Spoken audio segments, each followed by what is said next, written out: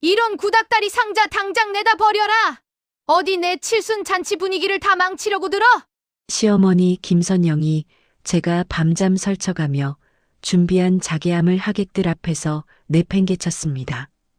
그러더니 옆에 선 내연녀 신유리의 손을 꼭 잡고는 보란듯이 웃으며 소리치더군요. 다들 똑똑히 보세요. 대형 병원 원장인 우리 유리 양이 진짜 내 며느리감이지. 남편 강태호 역시 제 가슴에 이혼 서류를 툭 던지며 차가운 눈빛으로 쏘아붙였습니다. 배경도 없는 조강지처는 이제 우리 집안 수준에 안 맞아. 제발 눈치껏 좀 꺼져주지 그래. 하객들의 비웃음 소리 속에서 저는 구겨진 이혼 서류를 꽉 움켜쥐었습니다. 하지만 이들은 꿈에도 몰랐을 겁니다. 자신들이 오늘 내다버린 게 단순한 며느리가 아니라는 사실을요.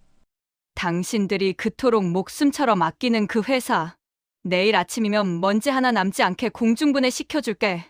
시어머니의 화려했던 칠순 잔치가 어떻게 피눈물 나는 장례식으로 변하게 될지 그 처절한 복수극이 지금 시작됩니다.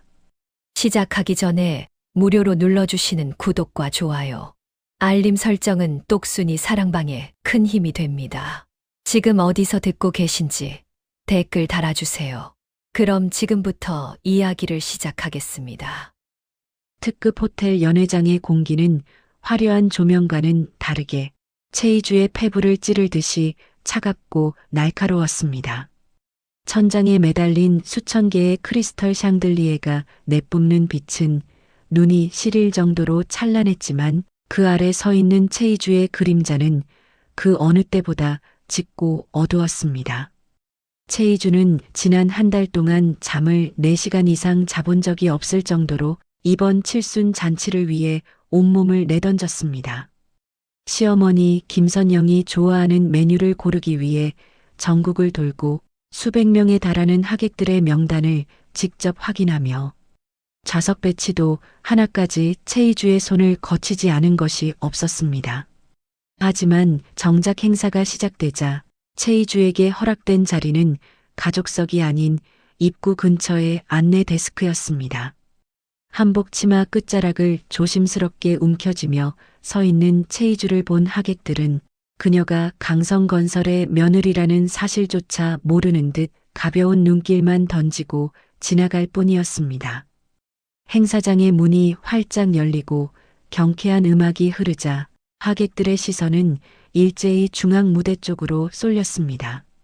남편 강태호가 나타났지만 그의 곁에 선 사람은 조강지처인 체이주가 아니라 처음 보는 낯선 여성이었습니다. 하얀 피부와 세련된 단발머리, 그리고 수천만 원은 좋게 넘어 보이는 명품 원피스를 입은 그녀는 강태호의 팔짱을 낀 채 당당하게 걸어 들어왔습니다. 강태호가 신유리의 어깨를 더욱 밀착시켜 감싸 안으며 하객들에게 고개를 깊게 숙였습니다. 그 모습은 마치 이 연회의 진짜 주인공이 누구인지를 만천하에 공표하는 선전포고와도 같았습니다. 체이주는 멀리서 그 모습을 지켜보며 숨이 턱 막히는 기분을 느꼈습니다. 자신이 고른 꽃장식과 자신이 예약한 음악 속에서 남편은 다른 여자를 주인공으로 만들고 있었습니다. 체이주가 떨리는 다리를 간신히 지탱하며 가족석 근처로 다가가자 시어머니 김선영이 눈살을 찌푸렸습니다. 김선영은 체이주가 내민 정성 어린 자개함을 힐끗 보더니 코웃음을 치며 테이블 구석으로 거칠게 밀어버렸습니다. 김선영이 화려하게 보석이 박힌 부채를 펼쳐들며 날카로운 목소리로 말했습니다. 이런 구닥다리 상자는 어디서 주워온 거니? 내 칠순 잔치 분위기 다 망치려고 작정한 거야? 체이주가 떨리는 입술을 깨물며 작은 목소리로 대답했습니다. 어머니, 그건 제가 직접 장인에게 부탁해서 수개월 동안 공들여 제작한 자개함이에요. 안에 어머니 건강을 기원하는 귀한 보석도 담았습니다. 김선영이 코방귀를 뀌며 옆에 서 있던 신유리가 내민 명품 쇼핑백을 낚아챘습니다. 됐고 우리 유리 양이 가져온 이 다이아몬드 목걸이 좀 봐라. 역시 배운 애들은 보는 눈부터가 다르다니까. 이런 게 진짜 선물이지.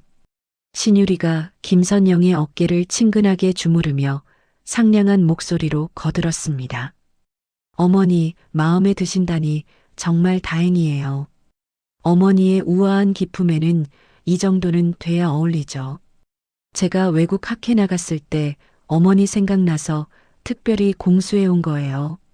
강태호가 흐뭇한 표정으로 신유리의 손등을 어루만지며 채이주를 향해 턱짓을 했습니다. 채이주, 넌 거기 서 있지 말고 가서 손님들 와인이나 더 챙겨라. 눈치 없게 가족들 즐거운 시간에 끼어들지 말고 저쪽 구석으로 가서 일 좀 해. 채이주는 가슴속에서 무언가 툭 하고 끊어지는 소리를 들은 것만 같았습니다.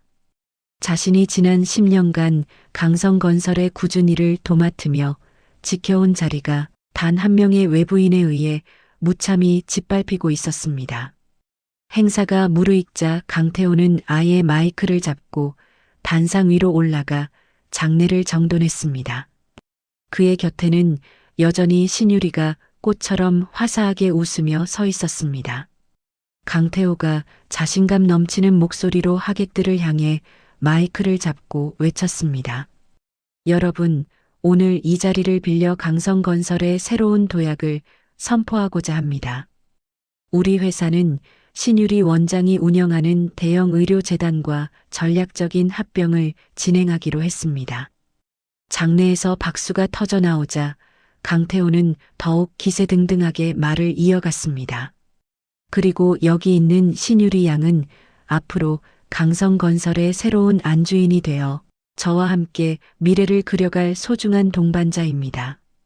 다들 축하해 주십시오. 채이주는 자신의 귀를 의심했습니다. 수백 명의 하객 앞에서 남편이 대놓고 불륜을 공식화하고 있었습니다. 주변에서는 수군거리는 소리가 들렸고 사람들의 시선은 가시가 되어 채이주의 몸에 박혔습니다. 망연자실하게 서 있는 채이주에게 강태호가 성큼성큼 다가오더니 안주머니에서 서류 한 뭉치를 꺼냈습니다.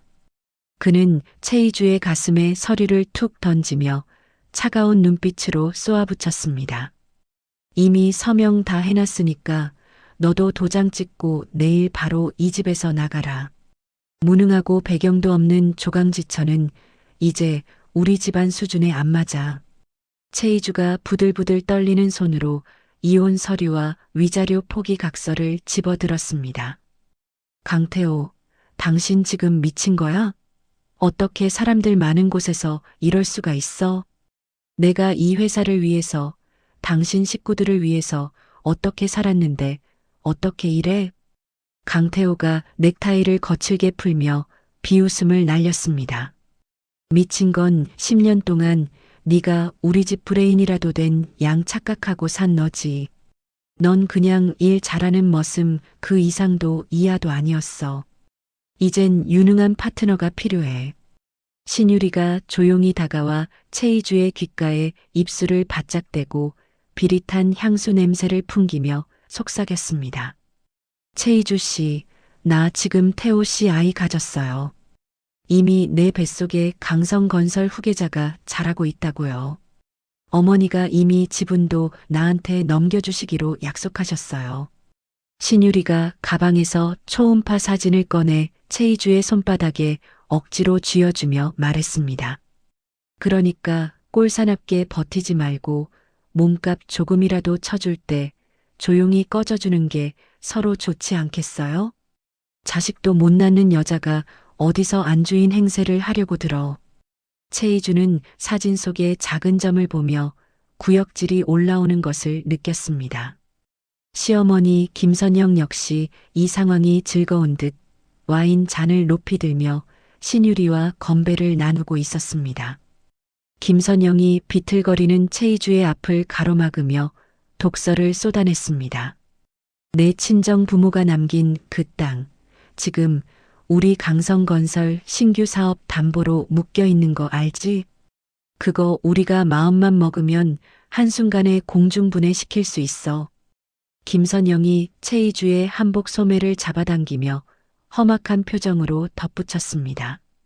순순히 이혼 서류에 도장 안 찍으면 그 땅 공매로 넘겨서 너희 부모님 무덤까지 싹 다 밀어버릴 줄 알아라. 어디 근본도 없는 게 우리 집안 재산을 탐내려고 들어. 최이주는 온몸의 피가 차갑게 식는 기분이었습니다. 시댁 식구들은 최이주의 헌신뿐만 아니라 그녀가 목숨보다 소중히 여기는 부모님의 마지막 유산까지 탐내고 있었습니다. 그들은 처음부터 최이주를 가족으로 생각한 적이 없었습니다. 그저 회사를 키우기 위한 도구로 쓰고 더 큰 이익을 가져다 줄 먹잇감이 나타나자 가차없이 버리려는 것이었죠.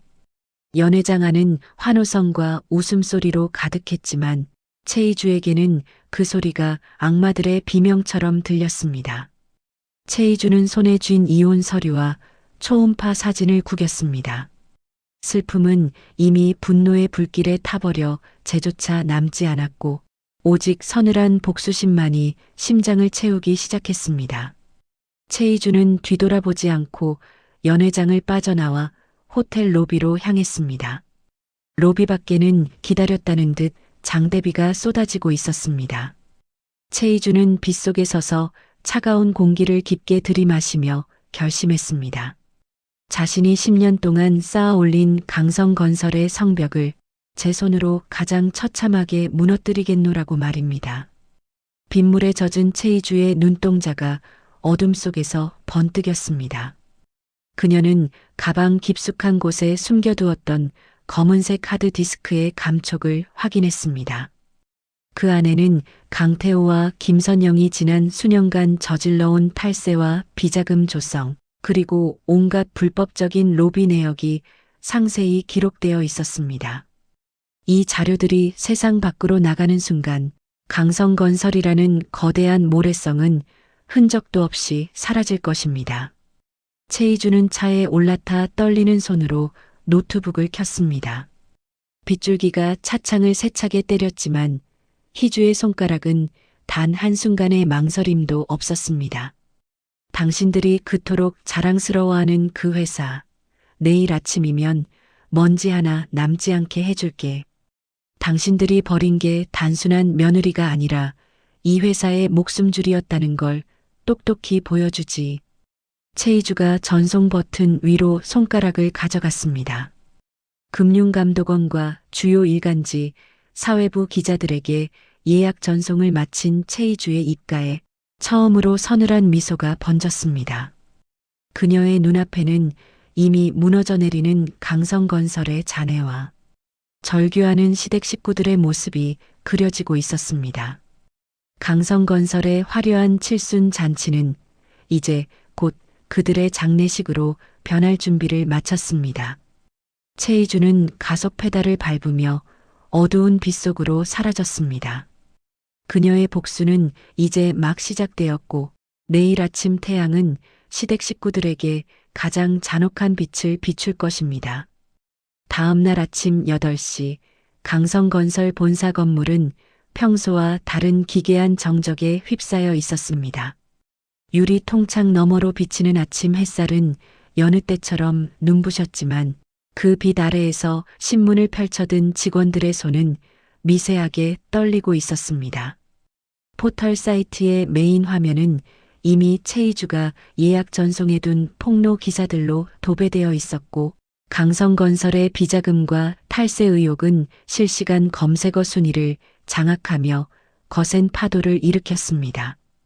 최이주는 조용한 오피스텔 방 안에서 모니터를 응시하며 자신이 쏜 화살이 적진의 심장을 정확히 꿰뚫는 과정을 지켜보고 있었습니다. 어젯밤 호텔에서 보았던 화려한 드레스 대신 편안한 옷차림이었지만 최이주의 눈빛만큼은 그 어떤 보석보다 서늘하고 날카롭게 빛나고 있었습니다. 최이주는 서류 가방에서 지난밤 미리 준비해둔 법정 문건들을 꺼내 들었습니다. 그것은 강성건설이 최이주의 친정 부모님 땅을 담보로 잡을 때 최이주가 법무팀장의 권한을 교묘히 이용해 삽입해둔 특별 조항이 담긴 계약서였습니다. 최이주가 서류를 스캔하며 곁에 있던 담당 변호사에게 침착하게 말했습니다. 대표이사의 도덕적 해이로 기업 가치가 훼손될 경우 담보 제공자는 즉시 계약을 해지할 수 있다는 조항입니다. 지금 바로 효력 발생 통보하세요. 변호사가 서류를 받아들며 안경을 고쳐 쓰고 고개를 끄덕였습니다. 최이주 씨가 미리 손을 써두신 덕분에 이 땅은 강성건설의 파산과 상관없이 안전하게 회수될 겁니다. 상대 측에서 소송을 걸어와도 이미 법적으로 완벽하게 방어막을 쳐두셨네요. 최이주는 창밖의 한강을 바라보며 무거운 한숨을 내뱉었지만 그 입가에는 승자의 미소가 희미하게 번지고 있었습니다. 그 시각 강태호는 침실에서 쏟아지는 전화벨 소리에 정신없이 잠에서 깨어났습니다. 휴대폰 화면에 뜬 주가 급락과 압수수색 예정이라는 메시지를 본 강태호의 안색이 흑빛으로 변했습니다. 강태호는 떨리는 손으로 최이주에게 전화를 걸었지만 돌아오는 것은 차가운 기계음과 연락이 닿지 않는다는 안내 멘트뿐이었습니다. 강태호가 침대 옆 협탁에 놓인 비싼 화장품 병을 벽으로 집어 던지며 소리를 질렀습니다. 이 독한 년이 감히 내 뒤통수를 쳐? 최이주, 너 잡히기만 해봐. 그냥 안 둬. 옆에서 자고 있던 신유리가 요란한 소리에 부스스한 모습으로 일어나며 인상을 찌푸렸습니다. 신유리가 헝클어진 머리를 쓸어넘기며 짜증 섞인 목소리로 물었습니다. 아침부터 왜 이렇게 소란이야? 태호 씨, 무슨 일 있어? 사람 잠도 못 자게. 강태호가 머리를 쥐어뜯으며 휴대폰을 신유리의 코앞으로 들이밀었습니다. 지금 우리 회사 주식 다 박살났어. 네가 말한 그 병원 자금줄도 위험해질지 모른다고. 신유리는 강태호의 말에 잠이 확 깨는 듯 눈을 크게 뜨고 단숨에 휴대폰을 뺏어들었습니다. 신유리가 침대 시트를 움켜쥐며 날카롭고 히스테릭한 목소리로 따져 물었습니다. 무슨 소리야? 우리 병원 확장 자금 지원해주기로 했잖아. 강성건설이 망하면 내 병원은 어떻게 되는 건데? 태호 씨가 책임진다고 했잖아. 강태호는 신유리의 다급한 추궁에 대답도 하지 못한 채 거실로 뛰쳐나갔습니다. 거실에서는 어머니 김선영이 이미 TV 앞에서 넋이 나간 표정으로 뉴스를 보고 있었습니다. 김선영은 손에 든 찻잔이 바들바들 떨리는 줄도 모른 채 화면 속 강성건설 로고를 쳐다봤습니다. 김선영이 찻잔을 바닥에 떨어뜨려 깨뜨리며 덜덜 떨리는 목소리로 중얼거렸습니다. 이게 다 무슨 일이라니. 그 순하던 희주가 어떻게 이런 짓을. 우리 회사가 왜 압수수색을 당해? 최이주는 강성건설의 핵심 협력업체 대표들에게 전화를 돌리기 시작했습니다. 최이주는 지난 10년 동안 그들과 쌓아온 신뢰를 바탕으로 강태호가 저질러온 공금 횡령과 신유리 병원의 부실 실태를 낱낱이 공개했습니다. 최이주가 수화기를 고쳐 잡으며 낮은 목소리로 단호하게 말했습니다. 김 사장님, 강 상무가 신 원장 병원 빚 갚아주려고 사장님들 드릴 대금을 몰래 빼돌렸습니다. 더 늦기 전에 채권 확보하시고 강성건설과의 모든 거래를 정지하세요. 전화를 받은 협력업체 사장이 목소리를 높이며 책상을 내리치는 소리가 들렸습니다. 아니, 최 팀장님, 그게 정말입니까? 강 상무 그 자식이 우리 고열을 짜내서 상간녀 빚을 갚았다고요? 내가 그 인간을 믿고 어제 칠순 잔치까지 가서 축하해줬는데 이게 웬 날벼락입니까? 최이주가 차갑게 식은 커피를 한 모금 마시며 무표정하게 대답했습니다. 증거 자료는 이미 사장님 개인 메일로 보냈습니다. 현명한 판단하시길 믿습니다. 강태호는 급한 대로 신유리의 병원 인맥을 동원해 자금을 융통하려 했습니다. 하지만 신유리의 병원은 이미 수차례의 의료사고와 방만한 경영으로 인해 겉만 번지르르 할 뿐 속은 썩어 문드러진 압류 직전의 상태였습니다. 강태호가 병원 회계 장부를 검토하다가 서류 뭉치를 바닥에 내동댕이 치며 비명을 질렀습니다. 신유리, 너 나 속였어? 내 병원 빚이 왜 이 모양이야? 이게 무슨 병원 원장이야. 그냥 사채업자들 먹잇감이지. 쫄딱 망해가는 병원이었잖아. 신유리가 팔짱을 낀 채 차가운 표정으로 강태호를 쳐다보며 비웃음을 섞어 쏘아붙였습니다. 그러는 태호 씨는 강성건설 상무라더니 와이프 하나 통제 못해서 회사 이 꼴 만들어? 나 원망할 시간에 가서 최이주 바짓가랑이라도 붙잡고 빌기나 해. 두 사람 사이에 달콤했던 분위기는 온데간데 없고 서로를 뜯어먹으려는 굶주린 짐승들의 으르렁거림만 방안을 가득 채웠습니다. 오후가 되자 강성건설 본사 로비는 분노한 주주들과 협력업체 직원들로 아수라장이 되었습니다. 김선영은 사태를 파악하기 위해 희주 명의로 가입된 고액 적금과 보험을 해지하려 은행을 찾았습니다. 김선영이 은행 창구 직원에게 신분증을 내밀며 고압적인 자세로 소리쳤습니다. 이거 우리 며느리 이름으로 된 건데 내가 시어머니니까 당장 해지해서 현금으로 줘. 급한 일이니까 토 달지 말고 빨리 처리하란 말이야. 창구 직원이 컴퓨터 화면을 한참 들여다보더니 난처한 표정으로 고개를 저었습니다. 고객님, 죄송하지만 이 계좌들은 어제 저녁에 이미 예금주 본인에 의해 지급 정지 신청이 되었습니다. 현재로서는 그 누구도 인출이나 해지가 불가능하며 경찰 조사 결과가 나올 때까지 묶여 있습니다. 김선영이 은행 창구를 손바닥으로 쾅쾅 내리치며 주변 사람들이 다 쳐다보게 악을 썼습니다. 뭐라고?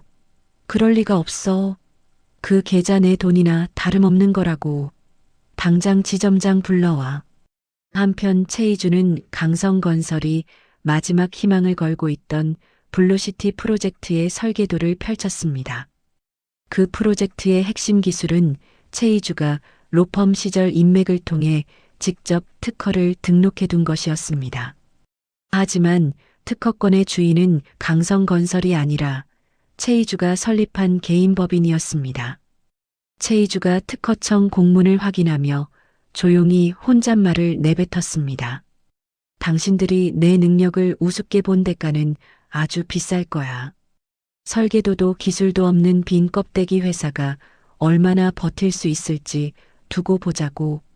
최이주는 강성건설 측에 기술 사용 중지 가처분 신청서를 발송하며 상대의 숨통을 끊어놓을 마지막 매듭을 단단히 묶고 자리에서 일어났습니다. 검찰의 압수수색팀이 강성건설 본사에 들이닥치자 신유리는 가장 먼저 자신의 안위를 챙겼습니다. 신유리는 강태호와의 불륜 사실이 수사에 방해가 될까봐 미리 준비해둔 변호인을 통해 자신은 강태호의 횡령 사실을 전혀 몰랐다고 주장하기 시작했습니다. 신유리가 자신의 병원 집무실에서 변호사에게 서류를 건네며 냉정하게 말했습니다. 강태호가 내 병원에 투자한 돈은 정당한 사업 파트너로서 준 거예요. 그 돈이 회사 돈 횡령금인지 제가 알 게 뭐죠? 전 피해자니까 모든 책임은 강태호에게 넘기세요. 강태호는 이 소식을 전해 듣고 배신감에 몸을 떨며 사무실 바닥에 주저앉았습니다. 조강지처를 버리고 선택한 여자가 위기의 순간에 가장 먼저 자신을 팔아치우고 있었습니다. 날이 어두워질 무렵 강성건설의 주가는 하한가 잔량이 수백만 주가 쌓인 채 장을 마감했습니다. 김선영은 집으로 돌아오는 길에 대문 앞에 붙은 압류 통지서들을 보며 실신하듯 쓰러졌습니다. 최이주는 어둠이 내린 강변에 차를 세우고 멀리 보이는 강성건설 건물의 불빛을 지켜보았습니다. 어제까지만 해도 세상을 다 가진 듯 기세등등했던 그들의 왕국이 단 하루 만에 모래성처럼 무너져 내리고 있었습니다. 최이주가 운전대를 잡은 손에 힘을 주며 서늘한 눈빛으로 중얼거렸습니다. 이제 시작이야. 당신들이 뺏으려 했던 내 부모님의 땅 위에서 당신들이 어떻게 무너지는지 끝까지 지켜봐 줄게. 용서는 죽어서나 빌어. 그때 최이주의 휴대폰으로 모르는 번호의 메시지 하나가 도착했습니다. 강성건설의 부실 채권 매집을 시작했습니다. 약속대로 당신의 편에 서겠습니다. 메시지를 보낸 주인공은 블랙홀딩스의 권도윤 대표였습니다. 최이주의 눈앞에 15년 전 자신의 아버지를 구해달라며 울먹이던 어린 청년의 얼굴이 스쳐 지나갔습니다. 권도윤의 자금력이 강성건설의 목줄을 죄기 시작했다는 사실을 알게 된 최이주는 비로소 길었던 하루의 피로를 씻어내듯 깊은 한숨을 내쉬며 차의 시동을 켰습니다. 사상 누각처럼 위태롭던 시댁의 왕국은 이제 거대한 자본의 소용돌이 속으로 빨려 들어갈 준비를 마쳤습니다. 태풍은 이제 막 상륙했을 뿐이고 시댁 식구들에게 남은 것은 처절한 몰락뿐이었습니다. 강성건설 본사 대강당의 공기는 숨이 막힐 듯한 긴장감으로 가득 차 있었습니다. 일주일이라는 짧은 시간 동안 강성건설 오너 일가에게는 단두대 아래에서 목이 조여오는 것 같은 극한의 공포가 몰아쳤습니다.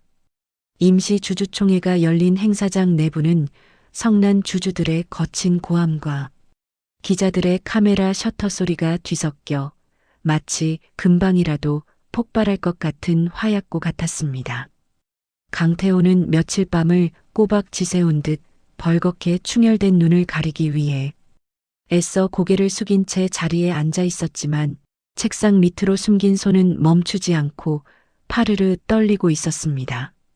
그의 옆에 앉은 김선영은 여전히 화려한 진주 목걸이를 걸치고 있었지만 초조한 듯 연신 실크 손수건으로 이마에 식은 땀을 닦아내며 주변 눈치를 살폈습니다.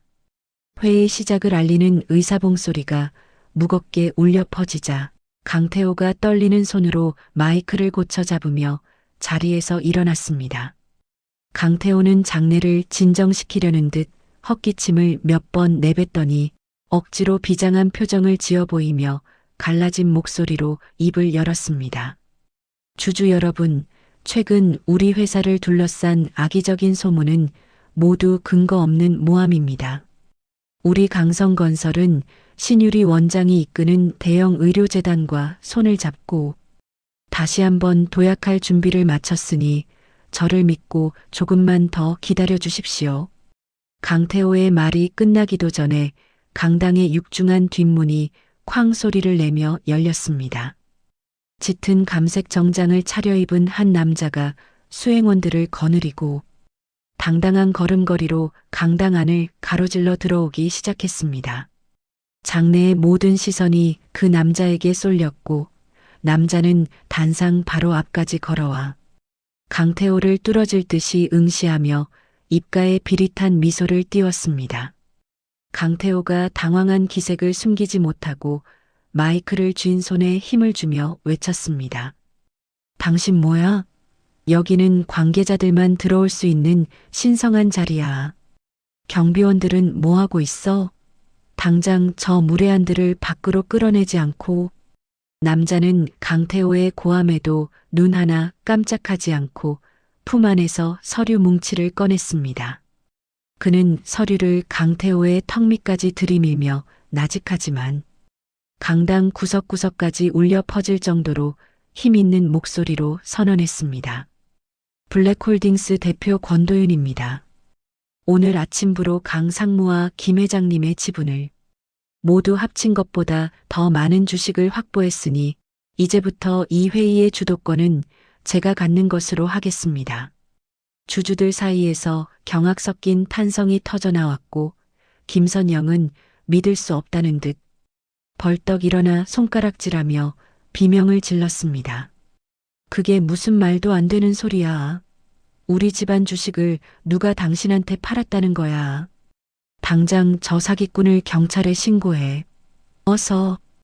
권도윤은 김선영의 악다구니를 가볍게 무시하며 수행원이 건네준 태블릿을 강당 벽면에 설치된 대형 화면에 연결했습니다. 화면 위로는 강태호가 신유리의 부실한 병원 빚을 갚아주기 위해 소액 주주들의 배당금을 가로채 비자금을 조성한 내역이 낱낱이 떠올랐습니다. 권도윤이 화면 속의 숫자를 하나하나 가리키며 차가운 목소리로 덧붙였습니다. 이 자료들은 강 상무가 범죄 수익으로 지분을 유지했다는 명백한 증거입니다. 따라서 현 시간부로 두 분의 의결권은 법적으로 완전히 박탈되었음을 선포합니다. 신유리는 사태가 심상치 않게 돌아가자 조용히 뒷문으로 빠져나가려 벽면을 타고 슬금슬금 몸을 움직이기 시작했습니다. 하지만 권도윤은 이미 예상했다는 듯 신유리의 이름을 크게 부르며 발길을 멈추게 했습니다. 권도윤이 도망치려던 신유리를 향해 서늘한 눈빛을 보내며 소리쳤습니다. 신유리 원장님, 어디 그렇게 바쁘게 가시는 겁니까? 당신이 과거 우리 아버지 병원에서 페이닥터로 일하던 시절에 환자들 차트를 조작해서 병원을 통째로 망가뜨리고 도망쳤던 그날을 기억하시나요? 신유리는 마치 귀신이라도 본 듯 안색이 하얗게 질려 벽을 짚고 간신히 서 있었습니다. 신유리가 입술을 파르르 떨며 더듬거리는 목소리로 반박하려 애를 썼습니다. 무슨 근거로 그런 말도 안 되는 헛소리를 지어내는 거예요? 난 당신 같은 사람 태어나서 처음 본다고요. 사람 잘못 봤어. 권도윤이 안경을 고쳤으며 신유리의 숨통을 조이듯 한 걸음 더 다가갔습니다. 처음 보시겠죠. 당신 때문에 우리 아버지가 억울하게 감옥에 가셨을 때 저는 이름도 없는 꼬맹이에 불과했으니까요. 하지만 진실은 반드시 돌아오는 법입니다. 사실 권도윤이 강성건설을 무너뜨리기 위해 나타난 것은 단순한 우연이 아니었습니다. 15년 전 권도윤의 아버지가 신유리의 강교한 계략에 빠져 횡령범으로 몰렸을 때 세상 모두가 손가락질하며 등을 돌렸지만 유일하게 손을 내밀어준 사람이 있었습니다. 당시 시부 변호사였던 최희주는 아무런 대가도 바라지 않고 밤을 새워가며 권도윤 아버지의 무죄를 증명할 결정적 증거를 찾아주었습니다. 나레이션이 당시에 절박했던 상황을 설명하듯 조용히 의조렸습니다. 어린 권도윤에게 최희주는 법전 뒤에 숨은 권력자가 아니라 어두운 구렁텅이에서 자신을 끌어올려준 단 하나의 구원자였던 것이죠. 권도윤은 그때의 은혜를 갚기 위해 월스트리트에서 거물이 되어 돌아왔고 희주가 버려지는 순간만을 기다렸다가 그녀의 가장 날카로운 칼이 되어준 것이었습니다. 이때 강당 연문이 천천히 열리며 드디어 주인공 최희주가 우아하면서도 당당한 모습으로 모습을 드러냈습니다. 최희주는 권도윤의 곁에 서서 단상 위에 있는 강태호와 김선영을 마치 벌레를 보듯 얼음장처럼 차가운 시선으로 올려다보았습니다. 최희주가 리모컨을 눌러 화면을 전환하자 신유리가 강태호를 속이기 위해 은밀하게 주고받았던 메시지들이 대형 화면 가득 쏟아졌습니다. 최희주가 마이크를 잡고 강당이 쩌렁쩌렁 울릴 정도로 또렷하게 말했습니다. 신유리 씨가 가졌다는 아이 사실은 임신 초기 증상도 없는 가짜였다는 거 다들 모르셨죠? 여기 산부인과 검진 기록과 두 사람이 공모한 파렴치한 대화 내용이 다 있습니다. 화면에는 신유리가 강태호에게 이 바보 같은 늙은 여우 지분만 뺏으면 우리 세상이야라고 보낸 문자가 선명하게 박혀 있었습니다. 김선영은 자신이 그토록 믿고 아끼던 의사 며느리가 자신을 늙은 여우라고 비하했다는 사실에 충격을 받아 가슴을 움켜쥐었습니다. 김선영이 신유리의 얼굴을 향해 손을 뻗으며 쉰 목소리로 악을 썼습니다. 너 인연. 감히 날 속여? 내 아들 아이를 가졌다고 나를 엄마처럼 따르더니 내가 너한테 준 그 비싼 보석들 당장 내놔. 이 사기꾼아. 강태호 역시 신유리가 자신을 이용해 병원 빚을 탕감하려 했다는 적나라한 대화 내용을 보고는 정신이 나간 사람처럼 허탈하게 웃기 시작했습니다. 강태호가 신유리의 머리채를 거칠게 잡아채며 바닥으로 내팽개치고 소리를 질렀습니다. 신유리, 이 사탄 같은 년아, 네가 감히 나를 가지고 놀아? 내 돈, 우리 회사 돈 다 어디다 빼돌렸어? 당장 말해. 신유리는 바닥에 나동그라진 채로 소리를 지르며 강태호의 얼굴을 손톱으로 핥히어 버렸습니다. 두 사람의 추악한 몸싸움이 전 국민이 지켜보는 가운데 실시간으로 중계되고 있었습니다. 주주들은 야유를 퍼부으며 강태호의 해임을 목청껏 요구했고 미리 대기하고 있던 경찰들이 강당 안으로 들이닥쳐 상황은 그야말로 아수라장이 되었습니다. 경찰들이 강태호와 신유리의 팔을 붙잡아 연행하려 하자 김선영은 최희주의 바짓가랑이를 붙잡고 바닥을 기며 눈물로 애원했습니다. 희주야, 내가 잘못했다. 제발 태호 아범만은 살려다오. 우리 회사가 어떻게 세운 회사인데 이렇게 무너지면 안 되잖니. 최희주는 김선영의 주름진 손을 단호하게 뿌리치며 단 한 방울의 동정심도 느껴지지 않는 눈빛으로 내려다보며 대답했습니다. 어머니, 아니 김선영 씨. 당신들이 제 친정 부모님 무덤까지 밀어버리겠다고 했던 말. 이제 당신들이 길바닥으로 나앉아서 그 비참함을 직접 겪어보세요. 그게 제가 받은 상처에 대한 최소한의 예의니까요. 경호원들에 의해 강제로 끌려나가는 김선영의 처절한 비명이 강당 복도 끝까지 가슴 시리게 울려 퍼졌습니다. 최희주는 단상 위로 성큼성큼 올라가 주인이 바뀐 의사봉을 집어들고 온 힘을 다해 단상을 3번 내리쳤습니다. 최희주가 흐트러짐 없는 자세로 주주들을 향해 정중히 고개를 숙이며 마지막 인사를 건넸습니다.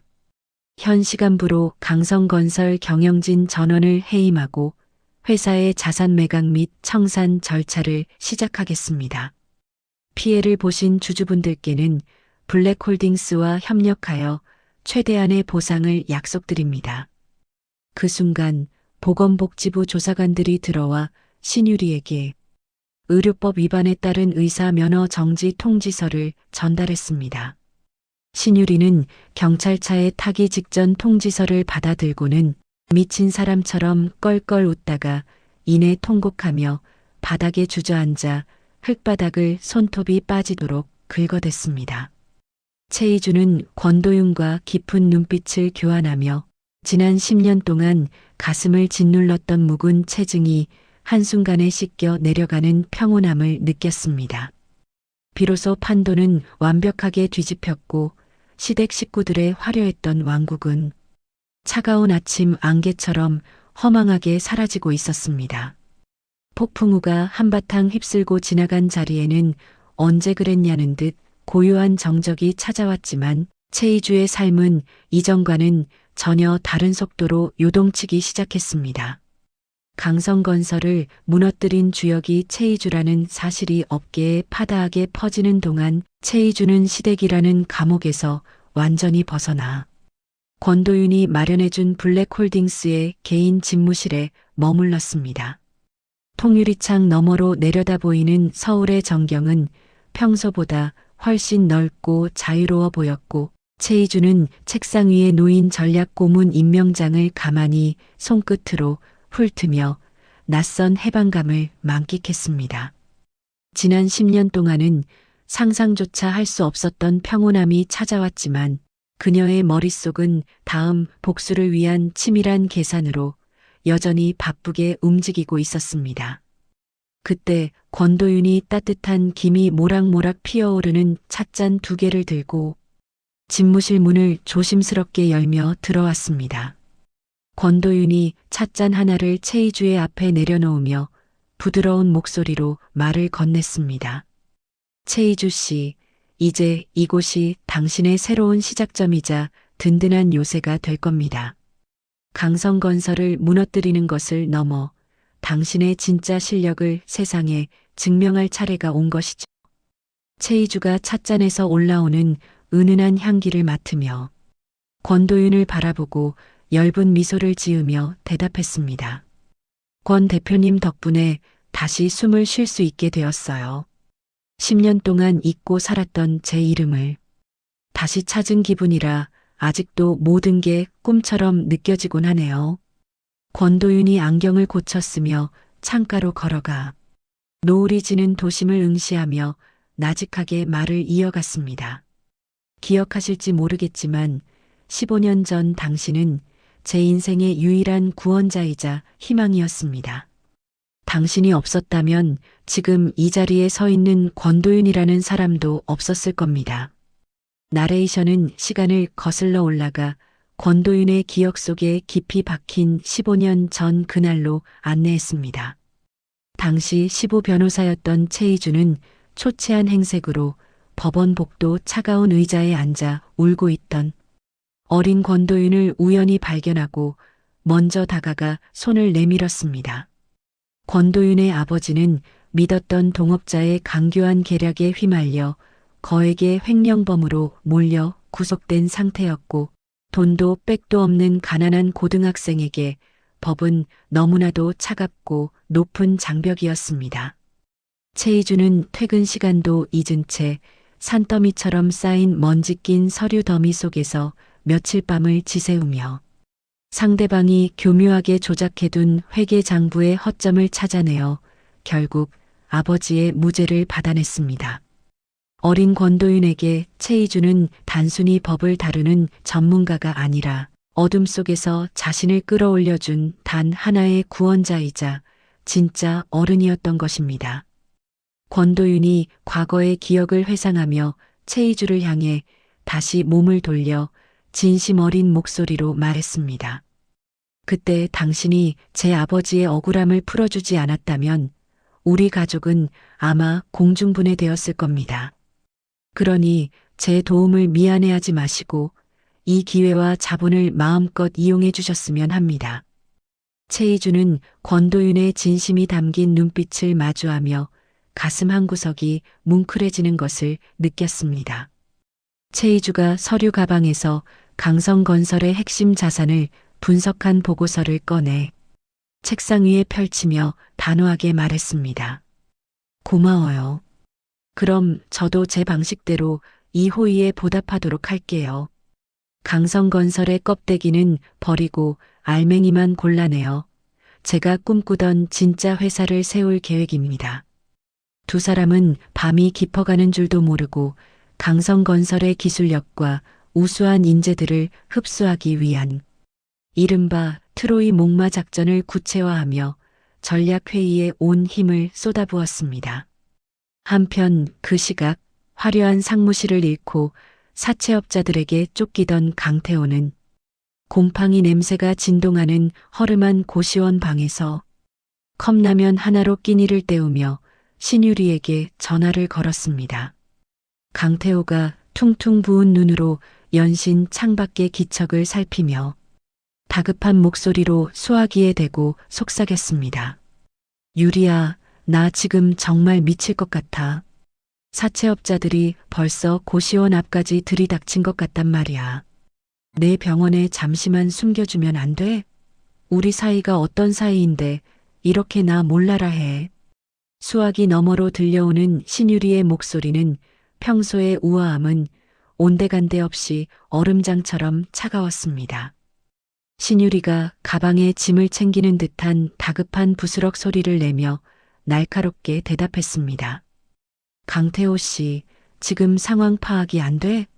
내 병원은 벌써 압류 딱지가 붙어서 나도 쫓겨나게 생겼어. 당신 같은 무능한 남자 만나서 내 커리어까지 종치게 생겼는데 어디서 염치 없이 전화를 해?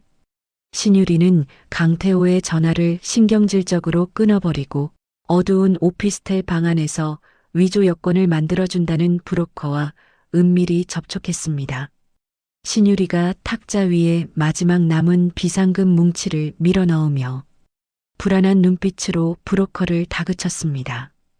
이 돈이면 확실한 거 맞죠? 내일 당장 비행기 탈 수 있게 서류 완벽하게 준비해놔요. 조금이라도 문제 생기면 당신들도 무사하지 못할 줄 알라고요. 알겠어요? 검은 모자를 눌러 쓴 브로커가 돈다발을 세어보며 비릿한 웃음을 지으며 대답했습니다. 걱정 마십시오, 원장님. 저희가 이 바닥에서 하루 이틀 일한 사람들도 아니고 내일 아침이면 당신은 이 나라에 없는 사람이 되어 있을 테니까요. 하지만 신유리는 전혀 모르고 있었습니다.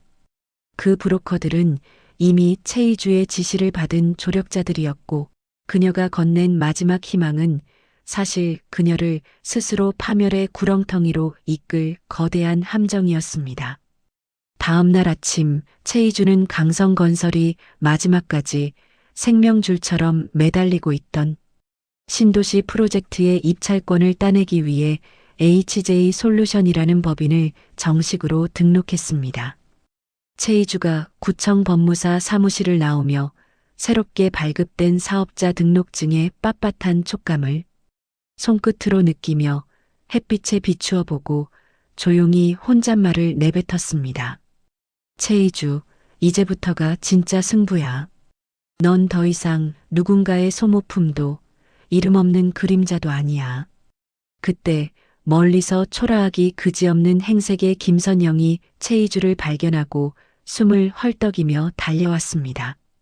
김선영은 예전에 기세등등하던 위엄은 흔적도 없이 사라진 채 헝클어진 머리에 낡은 외투를 걸치고 최이주의 앞을 가로막으며 바닥에 넙죽 엎드렸습니다. 김선영이 최이주의 구두 끝을 붙잡으며 눈물 범벅이 된 목소리로 비굴하게 애원했습니다. 희주야, 내 새끼 희주야. 내가 정말 죽을 죄를 지었다. 노망이 나서 그랬던 거니 제발 한 번만 받아오. 그 친정 땅 담보 잡은 거 그것만이라도 풀어주면 안 되겠니? 그거 없으면 우리 아들 길바닥에서 굶어 죽는다. 최이주가 김선영의 더러워진 손을 차갑게 뿌리치며 한 걸음 뒤로 물러나 단호한 어조로 말했습니다. 김선영 씨, 제 부모님 유산인 땅을 담보로 잡고 무덤까지 밀어버리겠다고 호언장담하실 땐 언제고 이제 와서 엄마 행세를 하시는 건가요? 전 더 이상 당신의 일꾼도 며느리도 아닙니다. 김선영이 시멘트 바닥을 손바닥으로 치며 통곡했지만 최이주는 눈길 한 번 주지 않고 미리 대기하고 있던 권도윤의 차에 올라타 매몰차게 그 자리를 떠났습니다. 차 안에서 권도윤이 최이주의 가늘게 떨리는 손을 살며시 덮어주며 다정한 목소리로 위로했습니다. 정말 잘하셨습니다. 그들은 당신의 눈물이나 자비를 볼 자격조차 없는 사람들입니다. 이제 HJ 솔루션의 당당한 대표로서 당신이 꿈꾸던 세상을 멋지게 만들어 가시면 됩니다. 최이주는 권도윤의 따뜻한 손길에 참아왔던 감정이 울컥 치밀어 올랐지만 이내 눈물을 닦아내고 강인한 눈빛으로 차창 밖 도로를 응시했습니다. 최이주는 HJ 솔루션이 추진할 첫 번째 프로젝트인 치유의 도시 설계도를 가슴에 꼭 품었습니다. 그것은 강성건설이 그토록 탐냈던 기술이었지만 이제는 최이주의 이름으로 세상을 밝힐 가장 찬란하고 아름다운 빛이 될 모든 준비를 마친 상태였습니다. 나레이션은 HJ 솔루션 사무실의 불빛이 밤늦도록 꺼지지 않는 활기찬 풍경을 비추며 절망의 끝에서 피어난 복수의 꽃이 얼마나 단단하고 향기로운지를 보여주었습니다. 최이주는 권도윤과 함께 수많은 서류 더미 속에서 새로운 미래를 설계하며 과거의 상처를 하나둘씩 깨끗이 씻어내고 있었습니다. 반면 가짜 여권을 들고 해외 도피를 꿈꾸며 공항으로 향하던 신유리와 지하고시원 방에서 사채업자의 발소리에 떨고 있던 강태호의 머리 위로는 이제 곧 몰아칠 거대한 법의 심판이라는 시커먼 먹구름이 아주 낮게 깔리고 있었습니다. 희망을 찾은 자와 끝없는 절망으로 추락하는 자의 운명은 그렇게 한 장의 사업자 등록증과 한 통의 긴급 체포 영장 사이에서 극명하게 엇갈리고 있었습니다. 한 달이라는 시간이 흐른 뒤 서울 강남 한복판에 우뚝 솟은 신축 빌딩의 외벽에는 HJ 솔루션이라는 세련된 로고가 아침 햇살을 받아 눈부시게 반짝이고 있었습니다. 과거 강성건설의 그늘 아래서 이름도 없이 숨죽여 일하던 전략기획실 직원들은 이제 최이주 대표의 진두지휘 아래 새로운 미래를 설계하며 활기찬 발걸음으로 출근길을 서둘렀습니다. 최이주는 신사옥 로비에 들어서며 자신을 향해 일제히 고개를 숙여 인사하는 직원들에게 여유로우면서도 기품 있는 미소를 지어 보이며 가볍게 목을 숙여 화답했습니다. 오늘은 강성건설이 실패했던 신신도시 스마트시티 프로젝트의 단독 사업자 선정을 축하하고 최이주가 올해의 여성기업인상을 수상하는 영광스러운 날이었습니다. 개업식 행사장 안은 정계와 재계의 거물들로 발 디딜 틈 없이 가득 찼고 수많은 취재진의 카메라 플래시가 최이주의 일거수일투족을 쫓으며 연신 터져 나왔습니다. 최이주는 과거 칠순 잔치 때 입었던 낡고 초라했던 한복 대신 순백의 실크 수트와 세련된 보석 장식으로 우아하면서도 강인한 여성 리더의 면모를 드러냈습니다. 행사에 참석한 한 중견 건설사 대표가 최이주에게 다가와 샴페인 잔을 건네며 감탄 섞인 목소리로 말했습니다. 최 대표님, 정말 대단하십니다. 강성건설이 놓친 기회를 이렇게 완벽하게 살려내시다니 역시 업계의 숨은 보석이었다는 소문이 사실이었군요. 보는 눈이 참 대단하십니다. 최이주가 가볍게 술잔을 맞부딪히며 부드러우면서도 단호한 목소리로 대답했습니다. 과찬이십니다, 회장님. 저는 그저 준비된 기회를 놓치지 않았을 뿐이고 이제부터가 HJ 솔루션이 보여줄 진짜 실력의 시작이니 계속 지켜봐 주시기 바랍니다. 잠시 후 무대 위로 올라간 최이주는 올해의 여성기업인상 트로피를 두 손으로 거머쥐고 수많은 관중 앞에서 당당하게 고개를 들어 수상 소감을 밝히기 시작했습니다. 최이주가 마이크를 고쳐 잡으며 감정에 잠시 북받친 듯 하면서도 또렷한 어조로 말했습니다. 이 상은 저 개인의 영광이 아니라 정직한 자본과 기술이 승리한다는 것을 보여주는 증거입니다. 누군가의 그림자가 아닌 제 이름으로 당당히 선 이 자리가 제 인생에서 가장 빛나는 순간입니다. 청중들의 우레와 같은 박수갈채가 쏟아지는 가운데 최이주의 눈에는 객석 맨 뒷줄에 서서 흐뭇한 미소를 지으며 자신을 바라보는 권도윤의 모습이 가장 먼저 들어왔습니다. 최이주는 트로피를 든 손에 더욱 힘을 주며 지난 10년간 시댁에서 당했던 멸시와 수모가 한순간에 씻겨 내려가는 듯한 최고의 카타르시스와 해방감을 만끽했습니다. 공식 행사가 끝난 후 최이주는 권도윤과 함께 빌딩 옥상에 마련된 정원에서 오붓하게 샴페인 잔을 나누며 잠시 동안의 평온한 휴식을 즐겼습니다. 권도윤이 정성스럽게 포장된 작은 상자를 최이주에게 건네며 다정한 목소리로 말했습니다. 희주 씨, 정말 고생 많으셨어요. 이건 제가 개인적으로 드리는 작은 축하 선물입니다. 세상에 단 하나뿐인 시계인데 당신의 시간이 이제부터 가장 가치 있게 흐르길 바라는 마음입니다. 최이주가 상자를 열어 영롱하게 빛나는 시계를 확인하고는 감동 어린 눈빛으로 권도윤을 바라보며 대답했습니다. 권 대표님 아니었으면 이 자리에 오기까지 훨씬 더 험난했을 거예요. 제 곁에서 든든한 버팀목이 되어주셔서 정말 진심으로 감사하고 또 감사합니다.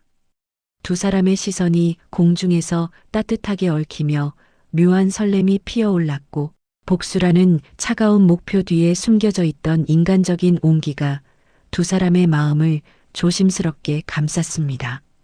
같은 시각 영광스러운 환희로 가득한 HJ 솔루션과는 대조적으로 강태호는 도시 외곽의 낡고 눅눅한 여인 숙방에서 컵라면으로 간신히 허기를 채우고 있었습니다. 벽에 걸린 낡은 TV 화면 속에서는 최이주가 화려하게 수상 소감을 말하는 장면이 반복해서 흘러나왔고 강태호는 젓가락을 쥔 손을 부들부들 떨며 화면 속의 전 아내를 증오 서린 눈으로 노려보았습니다. 강태호가 먹다 남은 컵라면 용기를 TV를 향해 내던지며 쉰 목소리로 비명을 질렀습니다. 최이주, 저 독한 년, 내 돈, 내 회사 다 뺏어가서 저렇게 혼자 잘 살아? 저 자리는 원래 내 자리였어야 했다고. 저 여우 같은 년이 내 인생을 통째로 망쳤어. 하지만 그를 달래줄 사람은 아무도 없었고 방 안에는 쉰내 나는 이불과 사채업자들이 보낸 섬뜩한 협박 편지만이 여기저기 뒹굴고 있을 뿐이었습니다. 한편 시어머니 김선영은 길거리에서 폐지를 주우며 하루하루를 비참하게 버티고 있었습니다. 과거에 걸쳤던 모피 코트 대신 때가 찌든 낡은 점퍼를 입은 채 무거운 수레를 끌던 김선영은 길가 대형 전광판에 비치는 최이주의 얼굴을 보고 그 자리에 돌처럼 멍하니 멈춰 섰습니다. 김선영이 술의 손잡이를 놓친 줄도 모른 채 전광판을 향해 손을 뻗으며 헛것을 본 듯 중얼거렸습니다. 어머, 우리 며느리 희주네. 희주가 큰 상을 받네. 조금만 기다려라. 희주가 곧 좋은 차 끌고 와서 이 시어미를 모시러 올게야. 우리 희주가 원래 정이 많아서 나를 얼마나 끔찍이 아끼는데 분명히 올 거야. 지나가던 행인들이 정신 나간 할머니라며 혀를 차고 지나갔지만 김선영은 무너진 자존심을 망상으로 채우며 비참한 현실을 애써 부정하고 있었습니다. 최이주는 부모님의 유산이었던 땅을 완전히 되찾은 것을 기념하기 위해 그곳에 자신의 이름을 딴 복지재단을 설립하고 직접 첫 삽을 뜨는 기공식에 참석했습니다. 최이주가 흰 장갑을 낀 손으로 삽을 굳게 들고 흙을 떠올리며 마음속으로 돌아가신 부모님께 인사했습니다. 아빠, 엄마, 제가 드디어 우리 땅을 지켜냈어요. 더러운 돈에 물들지 않고 이제는 정말 힘든 사람들을 돕는 아름다운 곳으로 키워나갈게요. 그녀의 눈가에 맺힌 뜨거운 눈물은 슬픔이 아니라 승리의 결실이자 과거의 상처를 깨끗이 씻어내는 정화의 눈물이었습니다. 권도윤은 그 모습을 뒤에서 묵묵히 지켜보며 최이주가 진정으로 행복해지기를 진심으로 기도하며 그녀의 어깨를 가볍게 토닥여 주었습니다. 카타르시스가 정점에 달한 그날 저녁, 최이주는 권도윤과 함께 대관람차를 타며 서울의 아름다운 야경을 발밑에 두는 특별하고도 평온한 경험을 했습니다. 권도윤이 천천히 움직이는 관람차 안에서 최이주의 손을 조심스럽게 맞잡으며 나직하게 말했습니다. 희주 씨, 이제 더 이상 과거의 유령들에게 괴롭힘 당하지 마세요. 당신은 충분히 이 행복을 누릴 자격이 있고 이제는 당신을 진심으로 아끼는 사람들만 곁에 두세요. 최이주가 권도윤의 넓은 어깨에 머리를 살며시 기대며 평온한 목소리로 대답했습니다. 이렇게 마음이 편안했던 적이 언제였나 싶어요.